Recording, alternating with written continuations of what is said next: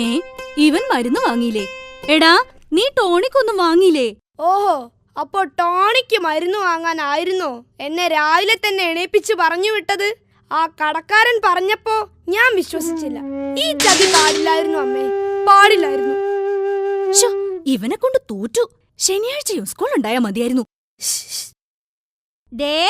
വേണ്ടേ, എന്റെ കാലിൽ ചെരുപ്പുണ്ട്. അതിനെന്റെ ഹൃദയം അമ്പലമൊന്നും അല്ല. ഇങ്ങ് കേറിപ്പോര്. എന്റെ ദൈവമേ, ഇവ വീണ്ടും വന്നോ? ഏറിപ്പോടിയാത്തേക്ക് ഓടാ അവിടുന്ന്. അമ്മേ, അപ്പുറത്തെ വീട്ടിലുള്ളവരൊക്കെ എന്നെ ദൈവത്തെ പോലെയാ കാണുന്നത്. അത് നിനക്കെങ്ങനെ മനസ്സിലായി?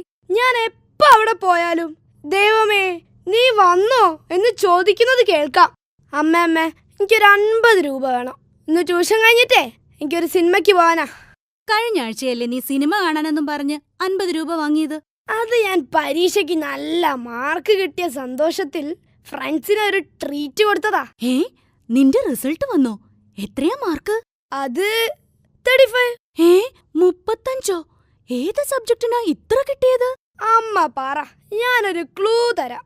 ഞാൻ ട്യൂഷന് പോകാത്ത സബ്ജക്റ്റാണ്. മലയാളം അല്ല. പിന്നെ ഹിന്ദിയാണോ? ഹിന്ദിയും അല്ല. പിന്നെ ടോട്ടലിന് എനിക്ക് 35 മാർക്ക് കിട്ടി. പോയിക്കോണോ എന്റെ മുന്നീന്ന്. 5 സബ്ജക്റ്റിനും കൂടി 35 മാർക്ക്. ആരേലും കേട്ടാൽ എന്ത് വിചാരിക്കും? അമ്മ തൽക്കാലം ആരോടും പറയണ്ട. ആരേലും കേട്ടാലേ ടീച്ചർക്കാ കണക്കേട്. ടീച്ചർക്കോ? അതേന്നേ, ഞാൻ കോപ്പി അടിക്കാൻ നോക്കിയപ്പോ ടീച്ചർ സമ്മതിച്ചില്ല. അതുകൊണ്ടാണല്ലോ ഇപ്പോൾ ഇങ്ങനെ സംഭവിച്ചത്. ഇപ്പൊ ടീച്ചർക്ക് അതിൽ കുറ്റബോധമുണ്ട്. നീ എന്നാടാ ഒന്ന് നന്നാവുന്നത്? ഞാൻ നന്നായി അമ്മേ.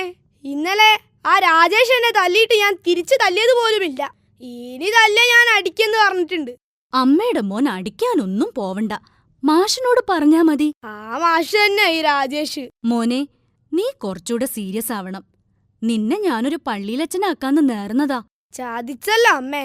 എന്റെ മോനെ ഒരു പള്ളിയിലച്ഛനാക്കാമെന്ന് ഞാനും നേർന്നതാ. ഇവനെ കൊണ്ട് മതി, കളിച്ചിരിക്കാതെ ട്യൂഷന് പോകാൻ നോക്ക്. ഇല്ല, ഞാൻ പോവൂല. എടാ, നീ അമ്മ പറഞ്ഞ കേൾക്കൂല? ആ അമ്മ പറഞ്ഞിട്ട് സിനിമ കാണാൻ തിലകം വരെ കേൾക്കുന്നില്ല. പിന്നല്ലേ ഞാൻ